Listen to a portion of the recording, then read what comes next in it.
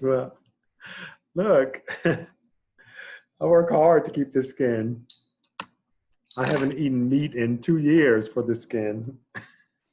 Mike, I'm glad you're talking about your skin when I first come out of this meeting. He will do that in the middle of the meeting, at the end, and host an after talk about his skin too. So there's no opportunities to miss that conversation. He worked hard for that skin. He just said. I know. If y'all don't know, I'm living till I'm 120 and I'm look just like this. I mean, that don't mean we have to hear about it. I'm going to eat some cake. So have fun. I'm going to have a bourbon and a piece of cake and die tomorrow. Oh, Gotta have the jelly ice cream. Right. I have not had cake in so long. Oh my God, it hurts me. It hurts. Daggone gluten. Let me not get into dairy. It's like a Miles Davis concert down there. Oh, no, you did not. Hi, Boston. Hi, Boston.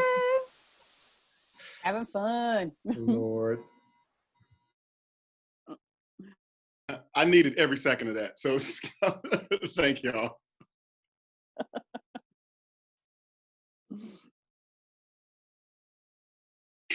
It's so refreshing to have real moments on Zoom meetings. So thank you. We are here for you. Agreed.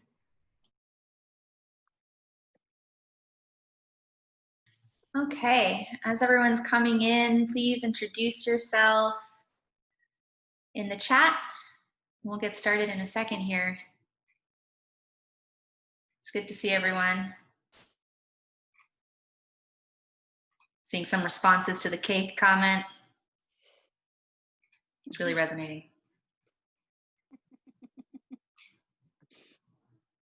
Okay. All right, so I think we can go ahead and get started. Pascal, are we good? I can't see you anymore, but I'm going to assume the answer is yes. Okay. Great. Christina, can we go to the first slide? All right, thanks everyone for joining us today. It has been a pretty tough week, I think, for all of us. It's been incredibly difficult, and the pressure to do business as usual in the midst of a national reckoning with systemic racism and white supremacy has added to a lot of frustration that people are feeling, and I think in some cases it just feels completely shocking to continue just as if there isn't something else going on here. So we wanted to pivot our Friday meeting today to hear from some of the Black leaders in our sector and to make space for a conversation on what you see here, how organizations have responded to racism and discrimination, as well as created space for diversity and inclusion here in our Boston cultural scene. So I want to say a big thank you to everyone who very last minute agreed to spend this hour with us. And before we get to our speakers, I want to share a statement from the Mayor's Office of Arts and Culture that I'm going to read right now. We stand in support of our Black communities, in support of justice, and in support of anti-racist policies.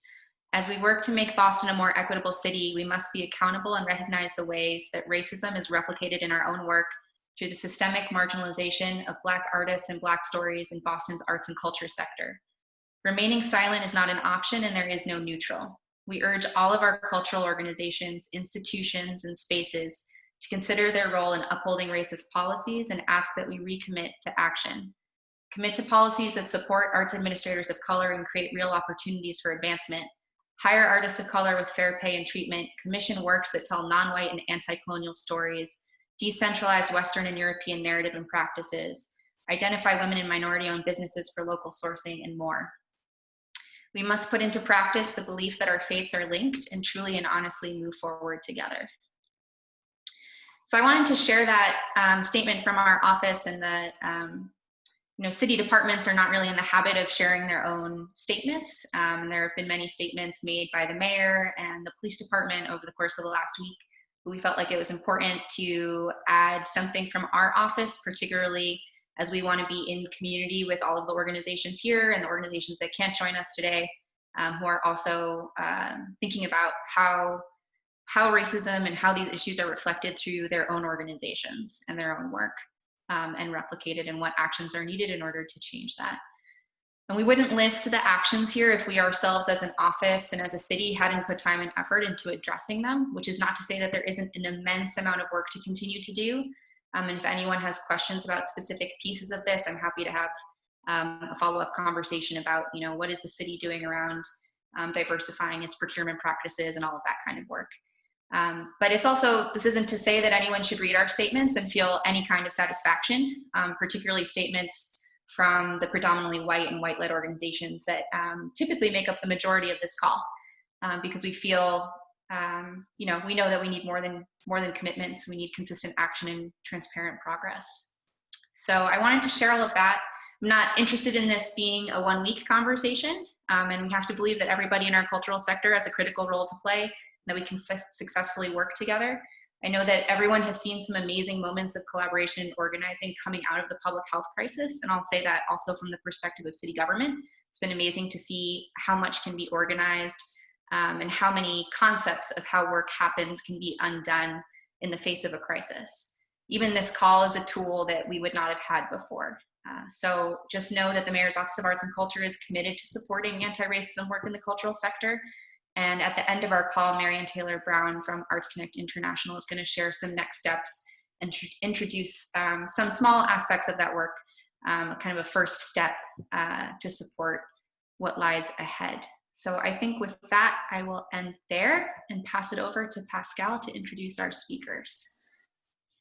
Good afternoon, everyone. Thank you all so much for joining us. Christina, can you move to the next slide, please?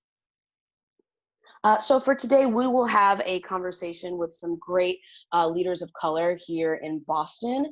And before we begin, I do want to just give us a framework for how this conversation is going to work. We'll have 5 speakers speak today about the work they've been doing here in Boston. And during the time, if you have questions, please use the chat function, as we only have so much time for each of the speakers to speak. So it'll just give us a better way to get through all the questions at the end of the conversation.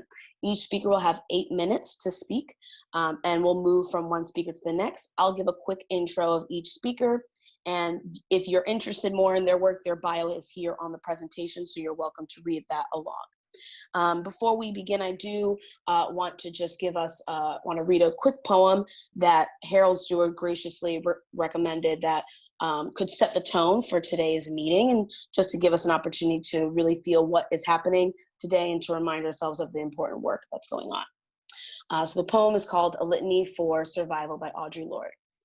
For those of us who live at the shoreline, standing upon the constant edges of decision, crucial and alone, for those of us who cannot indulge the passing dreams of choice, who love in doorways coming and going, in the hours between dawns, looking inward and outward at once before and after, seeking now that breed futures like bread in our children's mouths, so their dreams will not reflect the death of ours. For those of us who were imprinted with fear, like a faint line in the center of our foreheads, learning to be afraid with our mother's milk, for by this weapon, this illusion of some safety to be found, the heavy-footed hope to silence us for all of us, this instant and this triumph, we were never meant to survive. And when the sun rises, we are afraid it might not remain. When the sun sets, we are afraid it might not rise in the morning. When our stomachs are full, we are afraid of indigestion. When our stomachs are empty, we are afraid we may never eat again. When we are loved, we are afraid love will vanish. When we are alone, we are afraid love will never return. And when we speak, we are afraid our words will not be heard nor welcomed. But when we are silent, we are still afraid. So it is better to speak. Remember, we will never be meant to survive. So thanks so much to Harold Stewart for recommending this beautiful poem by the amazing Audre Lorde. And we'll start our conversation off with Dawn Simmons, who's the executive director of Stagesource, as well as the artistic director of the Front Porch Arts Collective. All of our speakers were given some questions, so I'll just read them off really quickly. How has your institution responded to the current moment? What strategies or resources have you used to create a more diverse staff? How are you creating programming that is equitable and culturally diverse? What are your hopes for Boston's cultural scene? And what kind of support does your institution need to continue this work? Dawn, take it away. That's easy, super easy. So hello everyone, my name is Dawn Simmons. I am the executive director of Stagesource, which is, I should note, predominantly white institution, but I'm also the artistic director of the Front Porch Arts Collective, which is a POC institution. And the ways in which those two organizations behave and move, I think are very different. One is like for the culture, by the culture, and the other is is right now currently like Black and queer led, and we're using the staff to help change the face of the programming and to sort of signal to a larger community that there is a place for you here. But when we think about sort of some of the talking that we do and the messaging that we're doing, a lot of that is knowing that we are speaking to our white allies, white accomplices, if you have stepped up your engagement, and those yet to be converted. So what would I say? How has our institution responded to this moment? I'm gonna do something really obnoxious, I think. I'm gonna try this. Great. No, I'm not gonna do that. I'm gonna make a new choice. We sent out a letter to our membership, and sort of thinking about the very unique position that we have. So many people reached out as things were going down to say, I hear you, I see you, I'm ready to act. But people have been saying that to me, to our community, from time immemorial, right? How can I help? What can I do? All of the things. And so I sent out a letter challenging the community and asking, what does that actually mean? What does it look like? When you say you're ready to act, what are you really willing to do? And asking people to sort of interrogate that and sit with that and really kind of think about what am I willing to do? Am I really willing to do it? How far will I go? Am I willing to make myself uncomfortable as my Black brothers and sisters and folks in this community and other POCs are often always uncomfortable just by walking in a space. And like I say that like not with a grain of salt, but you have to think about it. Like I can walk into many spaces and be like, everything's cool and chill, and then I walk into some spaces and I'm like, something, yeah, no, I don't feel at home. So it's that, right? We live in these amorphous worlds, right? And we sort of traffic in looking for our own family and blending in with everybody else. So it was a plea for what is your action? What are you going to do? And sort of really, really think about that. And then do it, right? I think there was also a call in that letter to say, these are the things that I need. When you see injustice, when you see oppression, when you hear somebody say something that is wrong, you have the power and the ability to say something. Do it. Don't look around and wait for someone else. Do it. And I would be happy to share that email. It is long, with you all in some other manner.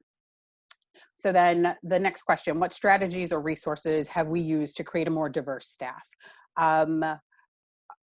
This is going to sound really, yeah, I don't know how to say it. We hire a diverse staff. That's it. Like, what are the reasons? There are none. We look for the people that represent what we want to see in our community and the space we want to make for people in the community. And like, don't get me wrong, it is not easy. My good friend and colleague, Tanasia Jones, is on the line. I heard her voice right away. She is leaving us to go to the theater offensive and take on some really incredible work. And so now we have this opportunity to hire somebody else. And I can tell you that, like, for the most part, I am getting a very young, very white, very female group of applicants. And that is great. But I am also looking for those people of color. I am going out into those communities. I am looking for my LGBTQIA people. I'm going out into those communities. And there has to be this, I will not stop until I see the thing, till I get the thing that I want. And if that means that we don't hire somebody right away, then we don't hire someone right away. Right, like it's not easy and it's uncomfortable. And it is the it is what we hold ourselves to, right? Is that this staff, and please mind you, we're a staff of 4, right? We're a staff of 4, so it shouldn't be that hard, and yet it's that hard. What programming are we creating that is equitable and culturally diverse? I think what's hard about that is that pre-COVID, we had several things. Thank you for the 2-minute warning. We had several things going. And so this pandemic and our cash flow and all of that has sort of stopped us. But my good friend Tanasia was working on for us an EDI panel, an EDI year-long conference working with Anti-Racism Collective, who are some really incredibly wonderful folks who are going to sort of, and this was in direct response to our membership. This year-long conference was gonna talk about implicit bias, intersectionality, and addressing the structural racism inherent in many of our organizations. I'm happy to send you their information. Once we get back on our feet, we plan to move right back into that work. But literally, we got the go for that project, and then we all went into quarantine. We're also working on a QT-POC masterclass, enlisting Monica White-Ndonu, who was the director of Passover that many of you saw with Front Porch and Speakeasy Stage, and then Cheryl Luckett, who is the writer of Black Acting Methods, sort of discussing pedagogy and what are the specific needs of the QT-POC community. How long do I have, Pascal? 1 minute. So that's some of the stuff that we were going to do. What are my hopes for the Boston cultural theater scene? Cultural scene, because you're not all theater folks. I want to see more opportunity. I want to see more faces of color. I want to see more LGBTQIA people in these meetings, in positions of leadership. It means making space. And it means having those hard conversations saying, is it time for me to step away? Is it time for me? How do I make those opportunities and then make them? What kind of support does our institution need? I will say, like, being a PWI institution, but led by people of color, led by queer artists, right? We need your dollars. We need your support. We need your membership so that we can keep infiltrating, for lack of a better word, right? To keep changing the sort of dynamics of who's in the lead, who's running organizations, and like sort of keep priming the pump and the pipeline for people of color. My time is up. Thank you, Dawn, so much. And if anyone has questions for Dawn, just please leave them in the chat. She is a wealth of knowledge. Awesome. Let's move to our next slide and our next guest. So our next guest is Catherine Morris. She is the founder, curator, and executive director of BAMS Fest. Catherine, you have 8 minutes whenever you're ready. Dang.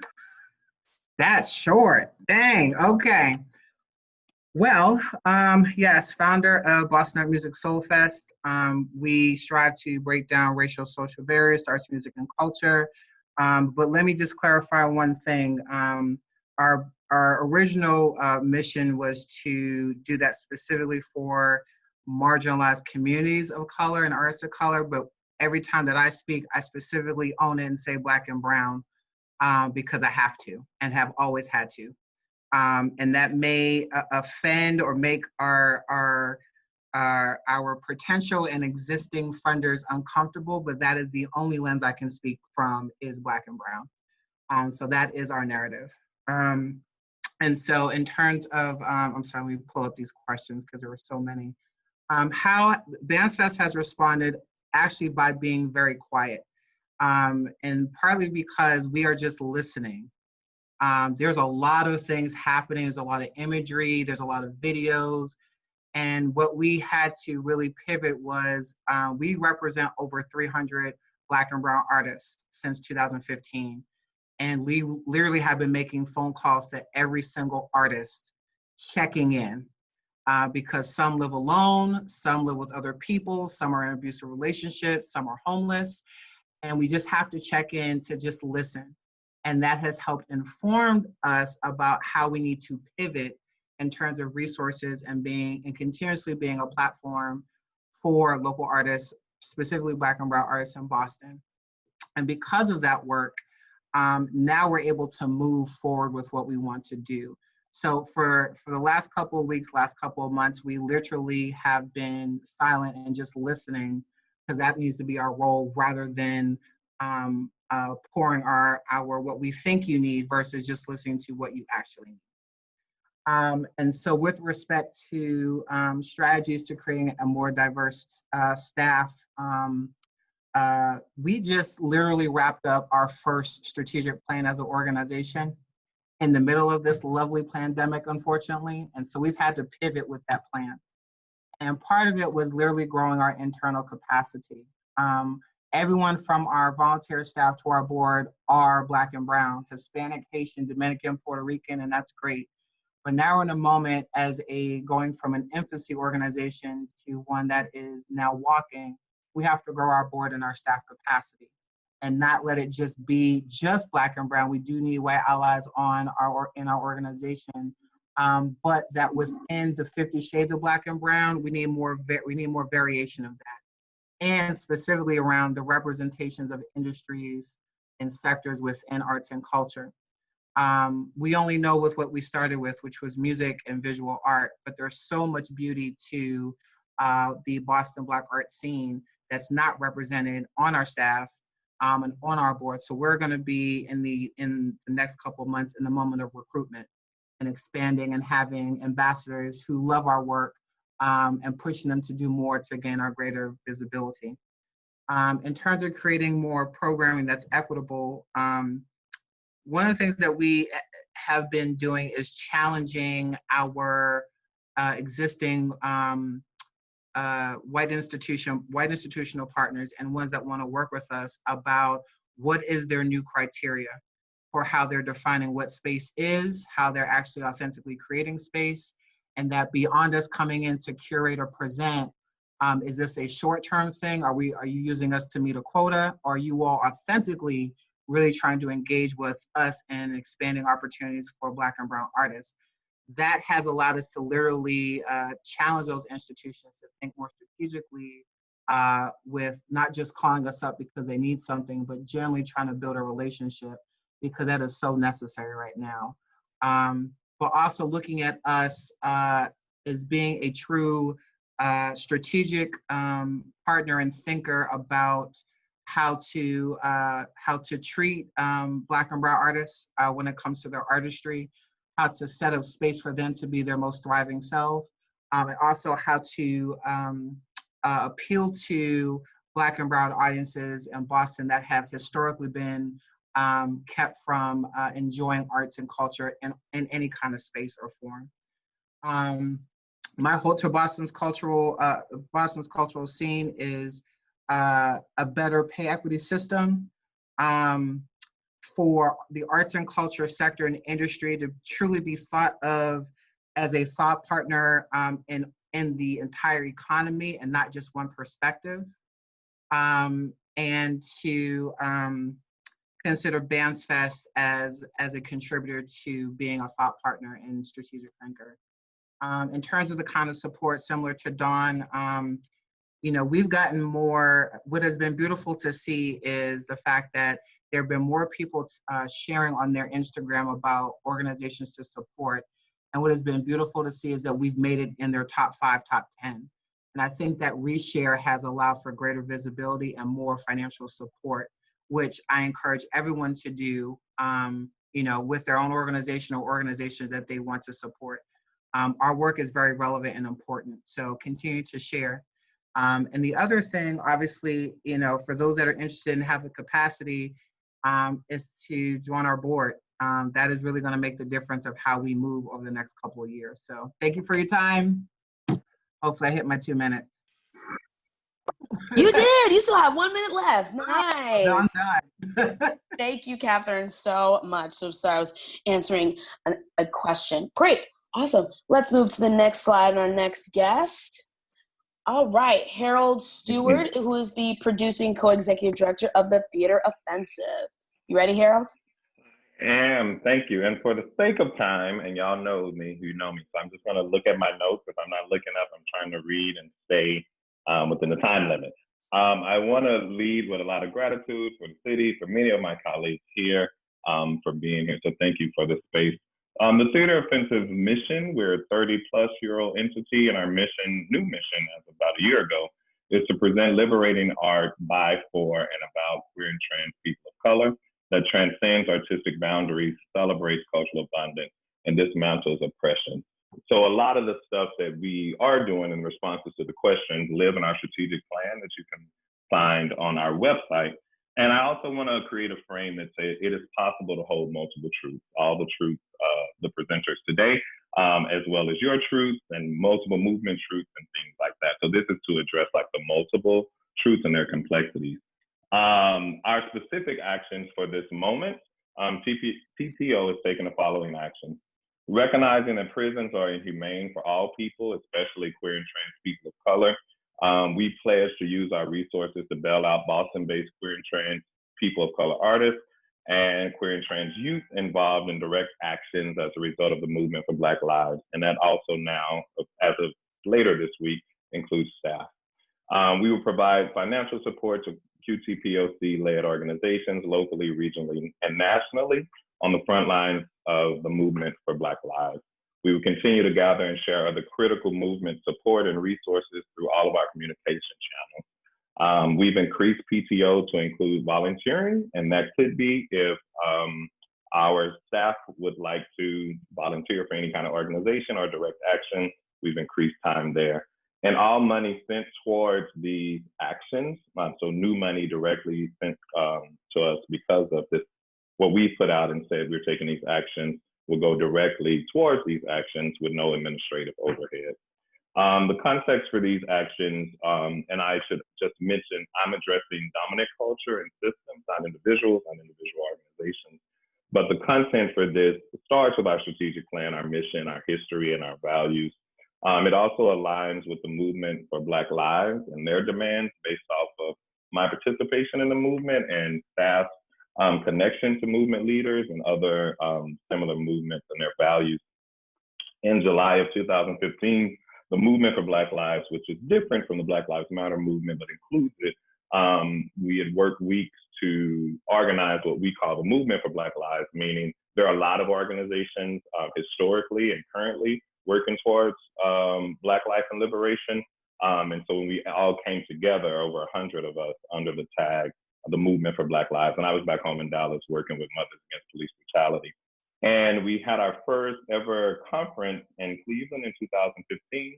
And some of us, our job was to work on the development of cultural strategy. So just knowing that this movement has considered culture and the strategic use of culture in ways in which to be aligned. I want to that point, talk about cultural organizing versus cultural equity versus EDI, right? So the Highlander is also a space that I've been blessed to train in. And that space in the South is also where Rosa Parks went for training. If you know the story about the white women organizing in her down deep South, she went to the Highlander. And cultural organizing as defined by the Highlander is strategic use of art and culture to promote progressive policies with marginalized communities. The goals of that training at the Highlander help organizations expand their role of arts and culture in their organizing advocacy efforts, enrich the work of cultural workers, artists, and other cultural organizers involved in providing strategic opportunities to engage in community issues and work with and learn from grassroots organizers and organizations, inspire people to develop cultural tools that help bring more interest and energy to issue campaigns. So it is important for us to be aligned with the issues and the demands of the movement for Black Lives that include, and you can find it on the Movement for Black Lives website, the end to the war on Black people, reparations, divestment and investment, economic justice, community control, and political power. The movement also has a pillar to build across other movements, so like our EDI movement. But that cannot come at the risk of this movement being co-opted, right? It cannot come for like goals being jacked and things like that. So we felt largely we had to be aligned with the actions and the people on the front lines right now. We've seen this happen in history, and the best example I can give for the assembly of this body is cultural equity versus EDI. The cultural equity movement that has started over 40 years ago, discussing debates around cultural equity, was led by institutions and people of color and white radical allies, including Dr.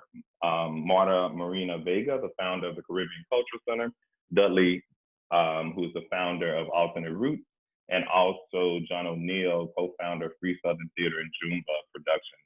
And the cultural equity movement was hijacked for our current equity, diversity, and inclusion movement, which we know is dominated by capacity building efforts for white folks. So 2 things that I feel must happen now. We must build with people of color still holding down cultural equity. We must not let our movement gold jack and focus jack the movement for Black lives. We must be aligned with those efforts. And lastly, I wanted to address what is meant when I say and other people of color say solidarity is, we see it, we do it, we participated in it, and largely solidarity is for white folks. Like in the case of affirmative action, when white folks take a stance, they then also disproportionately benefit from the issues raised at the expense of Black labor. I call this solidarity capitalism. Other examples are when white folks open their mouths, all the resources they need come their way without the vetting of the truth of their words, the history of their organizations, organizational know-how or readiness. And then yet again, Black liberation is dependent upon the rations of white folks, the dominant culture. When Black leaders do the same or similar things, we spend our time dealing with the backlash. So some of you have seen Facebook statuses where we're posting, and I'm not, but other folks are posting, oh, that was just 1 minute, sorry, how they're encountering some of their colleagues and also audiences. So I think the question I'm leaving us with, because I'm committed to Boston and the cultural work and working collaboratively, is really how do we align, what's the best way to align a cultural system that's based off of violence and theft with liberation, right? So that's my weekend pondering. Yes, I love that, Harold. Thank you so much. All right, could we go to the next slide, please? Next up, we have Laconian Washington, who is the Executive Director of the Community Music Center of Boston. Good afternoon, everybody. Thank you. The first thing I want to just acknowledge and place into the space is that just to acknowledge the fact that today would have been Breonna Taylor's 27th birthday. And I want to make sure that something that I've been reminded of multiple times is to say their names. And so I want to make sure that we acknowledge that Breonna Taylor is a human being who would have been celebrating her 27th birthday today. So I want to open with that. Before I respond to the statements and to the questions, there's a couple of frameworks that I wanted to share. One of the things that I wanted to do in my time here was to give people a sense of the frames through which CMCB thinks about the work, and then after that, then respond to some of the questions, which I will do as briefly as possible. I shared some slides. Could we go on to the first slide? This is a slide that I actually got from the National Association of Independent Schools. It's a really helpful slide for me to think about what systemic and cultural change would look like in the organization. I won't go into them too deeply, but I'll talk about each section. You have an exclusive community. That's a space that is purposefully exclusive. Then you have a passive community, a place that's still exclusive, but it's not doing it on purpose. So that's a passively exclusive. Typically those places, they move to symbolic change. And most organizations end up staying in symbolic change rather than moving to analytic change and then going to some structural change. But what ends up happening is there ends up being this loop right around there. Either an organization stays where it is, or it just kind of moves through this loop of symbolic, analytic, structural, symbolic again, analytic, structural, and the organization never becomes inclusive. And so this is actually a tool that I use and remind myself of as we're going through organizational and systemic change here at the Community Music Center of Boston. Can you go on to the next slide, please? And then this is a tool that I use with our staff. We look at this thing multiple times. If you probably two or three times a year, we talk about the Johari window. If you've never heard of the Johari window, it's a really effective way just to think about what are some of your blind spots, and it allows you to have some humility as it relates to blind spots. The top, going across the top, are things that are known to yourself and things that are not known to yourself. So they're about your relationship with yourself. And then the other, on the left side, it's the column about things that are known to others. Known to others, not known to others. So this is how you're navigating inside the world. In that upper left quadrant, there's what's called the arena. That's the area in which there are things you know about me, things that I know about me. One of the things I share is the one below is called the facade, things that I know about myself, but that you don't know about me. So for example, one of the things is that I'm actually quite nervous when I'm doing public speaking, but I have learned to mimic the mannerisms of someone who does that really, who like enjoys doing that. So that's actually a facade of mine, but that I've now moved into the arena for, now that I think about it, all of Boston. I don't see everyone's face, but I know that everyone is here now. But the areas that we spend some time talking about here at CMCB are the blind spots, the things that are known to others and not known to ourselves. So what are the things that people are experiencing that we're unaware of? And so how do we, and then talking about our blind spots. And one of the tools that we use to help us to illuminate our blind spots is the next slide. Could you go to the, thank you. Yeah. The next slide is, this is a tool, if you've never seen it, it's called the Matrix of Oppression. I tend to refer to it as the matrix of American perspective, because all of these things manifest themselves very differently depending on what country you're in. In some countries, the religion, of course, would be very different. Gender would be different. Race would be different, of course. And so really just kind of acknowledging the fact that a lot of these things are truly American things. And so really kind of giving us a macro look at some of these tools. And so for us at CMCB, when we're making decisions, one of our filtering tools is this matrix of American perspective. So we start thinking about all of how does this impact people who with a different abilities than others? How does this impact adults or the elderly? And so these are all of our constituencies. And so we kind of filter things through through all these different groups. So you can go on to the next slide.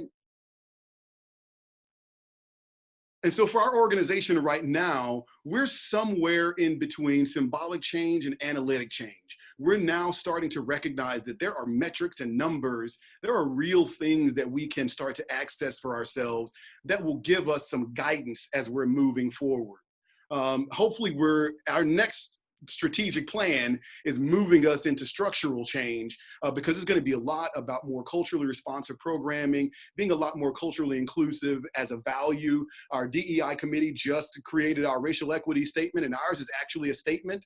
And so we're moving more towards creating more structural changes that are independent of the Black executive director. Please go on to the next slide, because that's our pretty building. And so if you ever happen to be in the South End at the Boston Center for the Arts, please come and check us out.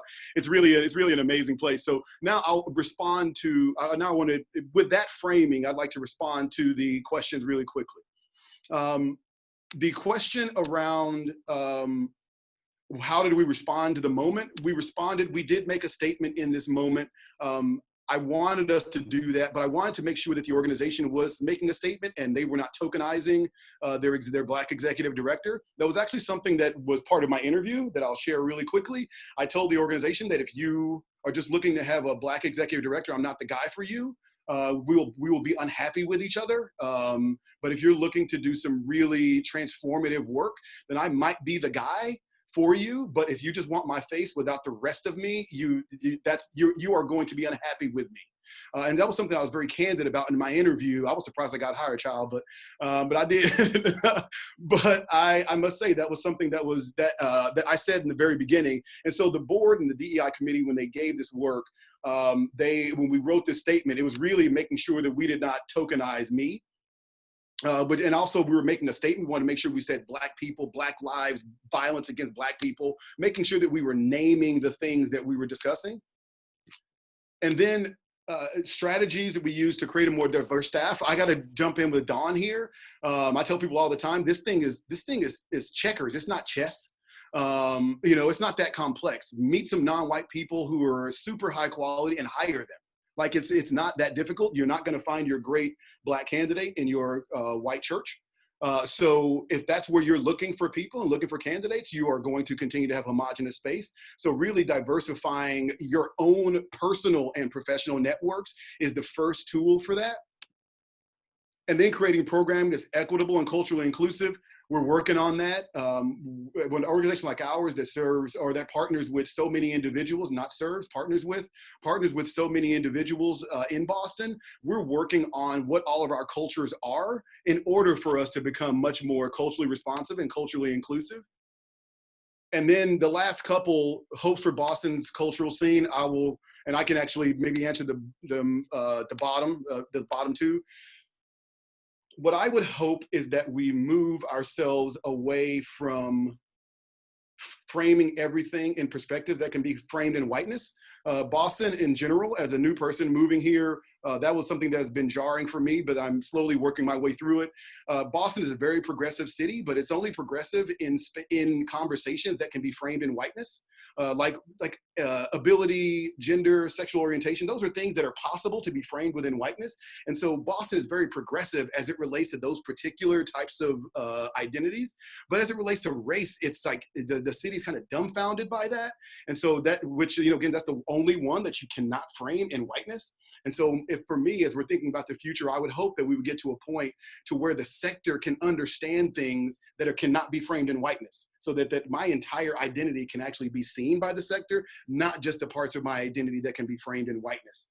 And to be honest, if we're looking, the things we would need in the future would be not only more individuals who think that way, but also more board members and more funders who are really thinking about things and understand that the other marginalizations can be viewed through a racial lens. And that is probably the best pathway forward. So when you're thinking about gender, you're thinking about people of color.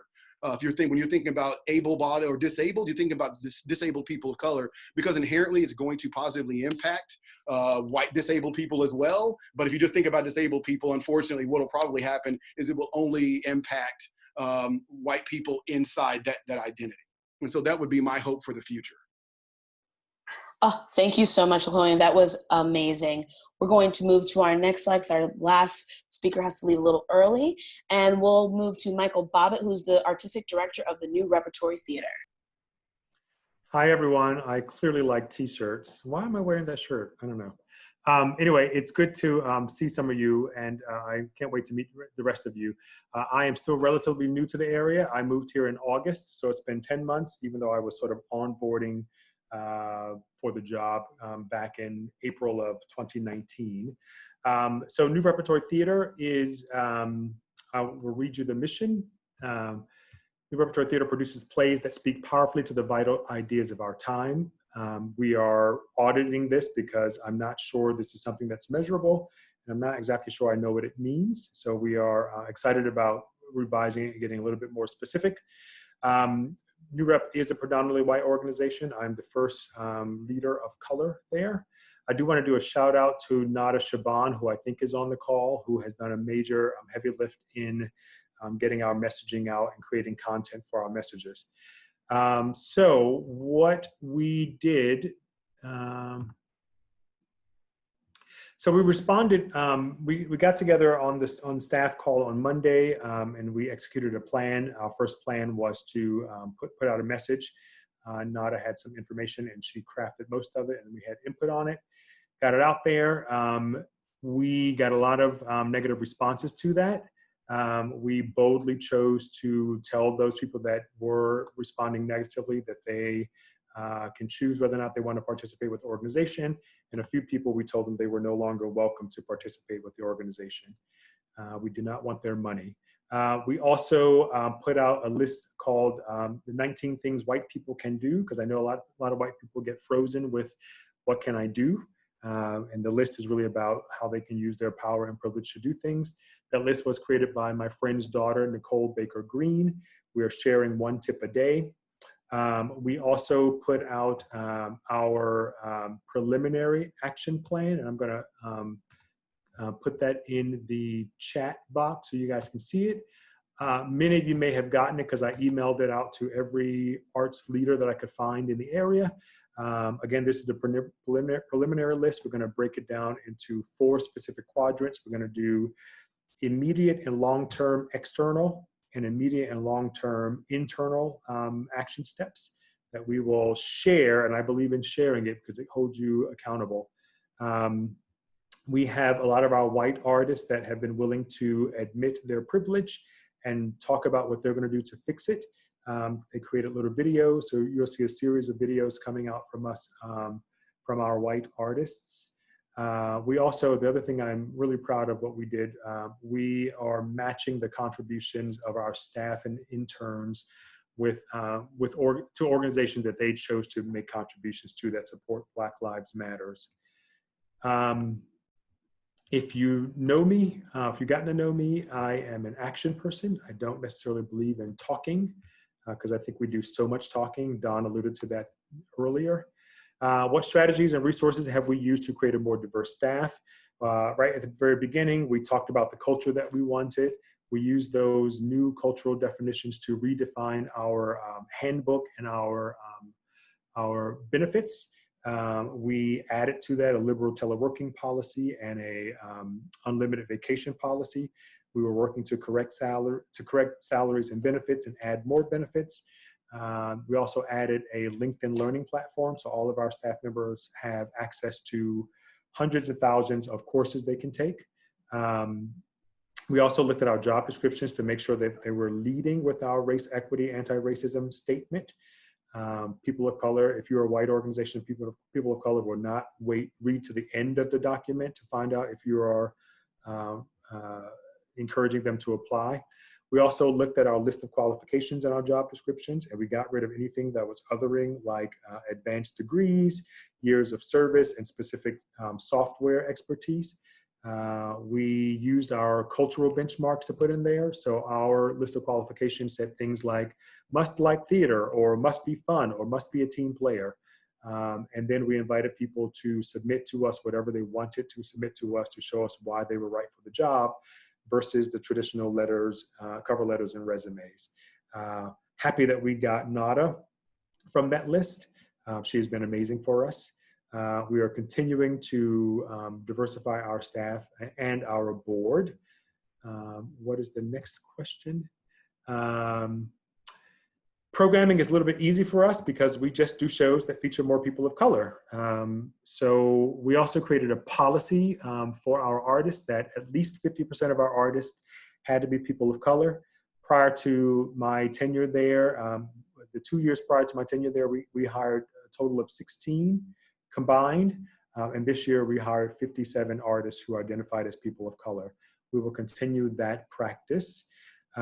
We are also working to diversify the way programs are chosen with a committee that's made up of lots of different cultural groups. We are also working very hard to create a diverse population on our board and create a fiercely anti-racist board. Sorry, my kid and my husband are walking in. The board started race equity training that was facilitated by Marion Brown and Allegra Fletcher at Arts Connect International. That work started with 4 weeks of homework prior to that session, and we'll continue with weekly homework going forward after this week. We are, oh, I got my warning. What else? Sorry, I keep flipping to the wrong documents.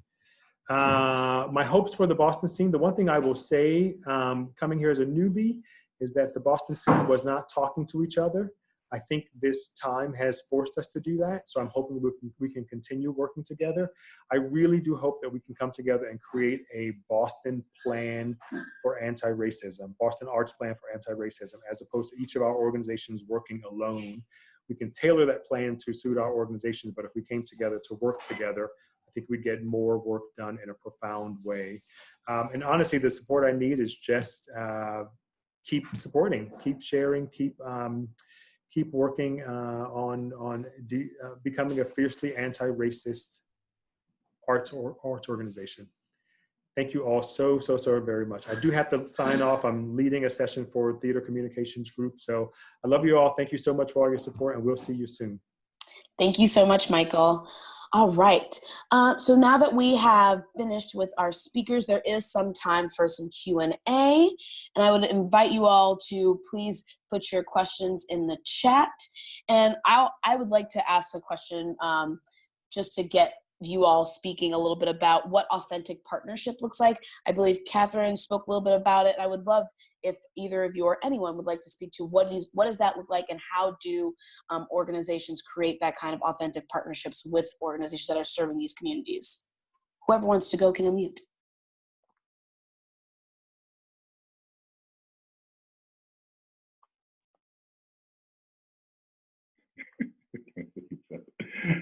Is Catherine on the call?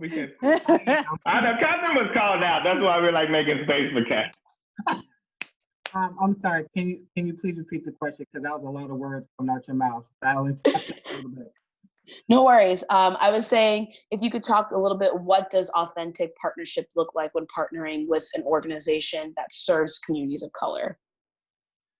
Ooh, it's very loaded. I think for us, because we are more an in-person experience, and space is really like a very unique concept, because it can very well be one-dimensional, but not necessarily considered multi-dimensional. And where you create space, you create sanctuary, and you get to expand creativity and convening. And so for us, at least when it comes to authentic partnerships that are more rooted in venue-based things that we're trying to do for artists, we always really assess, the organization or even the individual presenters, like, what do you believe in when it comes to Black and Brown people? Because that actually shapes how we work together. And when we get into an argument or dislike something, like, it really helps shape how either we're going to work with this together to get over, through, and under a problem, or we're going to start very early and then no one benefits from the idea that manifests. So it really for us comes down to core values, but also not everyone is your kinfolk, and some people, want to join the bandwagon. So we do a lot of vetting, and for us, sometimes it takes anywhere from 6 months to a year before we even say yes with a partner, because we have to allow that time to really understand, is this a one-off, or is this really something authentic we're trying to build for the sake of Boston's sake, but also specifically Boston's Black arts scene and ecosystem within the context of the arts and culture ecosystem. Because it is very segmented, it is very segregated, and it is very isolating. Actually, can I respond to that one too? This is Nicolian here. I have a couple of thoughts about that, because CMCB, our organization, we have lots of partners. We have 35, 40 different partners in the city, and they range from schools to school systems to healthcare facilities to community centers. So it's the idea of creating effective partnerships is a thing that we are learning how to do. And if you will indulge me for about a minute and a half, there's a story that is really is more the direction that we're moving in. And so forgive me if I will just, if you give me just a couple of minutes to tell this story, it's relevant. So there's an anecdote or a story that someone told me that really helped me to frame my thinking about community and engaging with community. So imagine it's in the jungle, there's all the animals there, and there's a big giraffe, and this giraffe has what some would say is the most beautiful home in the entire jungle. Everyone knows how beautiful this giraffe's home is, and the giraffe wants everyone to come into their home. An elephant comes along and meets a giraffe and says, "Oh, I'd love to come and see your home." The elephant goes to the giraffe's home, goes to the front door, the giraffe opens the front door and says, "Oh, I'm sorry, you can't fit through the door. But it's okay, I have a back door and you can go through the back door." So the elephant goes around, the giraffe lets the elephant into the home. The elephant walks in, it starts to bump into things.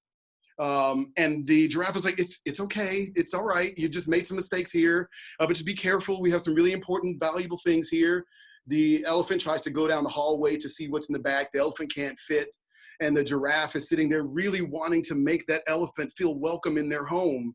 And the giraffe finally says, you know what, Mr. Elephant, I'm so sorry that you're not able to see anything. This house is so beautiful. And the elephant says, well, this house wasn't built with me in mind. I wasn't made, you never thought of me when you made this home. Why don't we go outside and build a home together for both of us?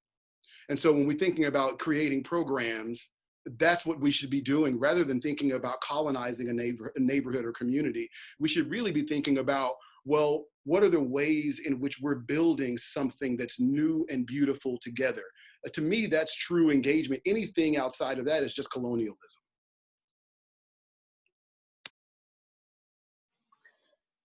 Anyone else? That was such a great story, Laconia. I love that you kind of envision what is at the crux of all of the work that we need to be thinking of. How are we including everyone? Because that is the whole point of this kind of work. Great. I don't see any questions, so if we could move to the next slide, I want to give Marian a couple minutes just to talk about the work that she's working with the Mayor's Office of Arts and Culture. Marian, if you're still here. I'm here, Pascal. Thank you. Hi, everyone. Good afternoon. Cara and Pascal, thank you so much for the invitation to be part of today's conversation. An immense thank you to Catherine, Dawn, Michael, Lacolian, and Harold for your insights and wisdom, which you shared today for the speaking of truth and lived experiences, as well as your overall leadership in the sector. I am here today as a representative of Arts Connect International, as the founder, and ACI is a local nonprofit working to build equity in and through the arts. ACI was founded in 2014, and over the past 6 years, we have operated as an incubator with 4 key programming strands, including leadership development, community convenings, research, and consulting. ACI was founded with a core international artist in residency program focused on partnering with POC identifying arts leaders who are using their work for social justice and social change. In doing this work, we realized that our programs were at times harmful for our arts leaders and that it required them to participate in the wider arts and culture sector, where white supremacist structures and culture is abundant. In order to continue doing our work authentically and in line with our mission, we had to take systemic level work on as the charge. This is when we expanded from focusing on leadership development and community convenings to then also include research and consulting. To be clear, this work is incredibly complicated and lifelong, and our work aims to contribute to a much larger collective action movement as described with all of our wonderful leaders today. At this time, we recognize the need to make our consultancy learning materials accessible to a wider audience through open source wraparound supports and in partnership with other local POC-led organizations and leaders. This work has always been needed, yet the current illumination of structural violence shown through the disproportional impacts of COVID-19 and government-sanctioned violence by police affecting Black, Indigenous, trans, and queer communities demands immediate action. With this demand comes a clear call for white sector leaders and predominantly white organizations and institutions to confront the white supremacist origins of the sector and its many manifestations as a step towards accountability and towards action. Given this call, ACI, in partnership with MOAC and the Boston Foundation, are creating a platform which will launch the Cultural Equity Learning Community at the end of June. And this will include a go-at-your-own-pace multi-unit curriculum and guide featuring incredible local and national sector leaders. White sector leaders, I invite you to join us as a participant in the work, and to QT POC sector leaders, I invite you to join us as much as you're wanting to in this moment as a content creator and educator. Again, recognizing the work that you do around this every day in myriad capacities.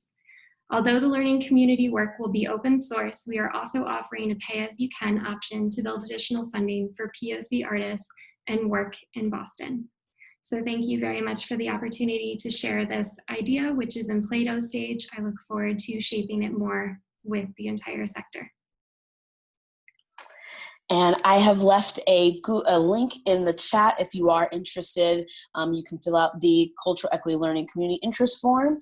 And as we normally do for our every other meeting, we'll be sending the entire deck of slides after the meeting, probably in about an hour or so. So you'll see the deck of slides as well as a couple links to videos that people have been asking of, recordings from last week's meetings, and the slides that happened, I think, 2 weeks ago. Yes, Cara, anything before we close? Yeah, I just want to say thank you so much to everybody who was able to hop on the call today and share. We packed a lot in there, and I feel like could easily spend a lot more time with everyone and go more in depth. So I appreciate everybody being able to pivot, and to everyone on the call for going along with a different agenda today, because I know we didn't get to talking about reopening and guidelines and all the things that we have been using this call for. And I'll be sending out an email probably later this weekend or later today, even with some more updates on the COVID kind of relief and recovery front. But I just really appreciate everybody who was able to spend time with us today having this conversation. I think, and I appreciate also Arts Connect International for putting this together for us. And if folks have questions about this particular project, please feel free to reach out to me or to Marianne for more information, and we'll put this in the email follow-up as well. We have so much to do, and there's so many conversations to have, and so I think, you know, we've been trying to figure out what our role in Mayor's Office of Arts and Culture is to help move this forward, generally this conversation forward, and what resources to provide. We had, and I've mentioned this in passing, that we've had some capacity to support convening around equity in the arts and culture sector and kind of pump the brakes on that, particularly when we got into COVID and public health crisis, and also as a result of this call, because I think that seeing in real time how beneficial it was and how rare it was for us to all be just kind of in the same space, having an open conversation, really made me think that we need to rethink what that looked like. So we're still in kind of a thinking space. I think, like Marianne said, kind of a Play-Doh space of figuring out what this looks like. But I really appreciate everyone sharing their thoughts today. I'm available for anybody on the call who wants to follow up and continue a conversation about what my office should be doing specifically, but we'll have more space for that as well. So just a big thanks to everyone. All right. Well, thank you all so much for joining us today. You'll be receiving a recap email that I have links to all the information as well as the slide deck. Hope you all have a great weekend. We'll see you next week.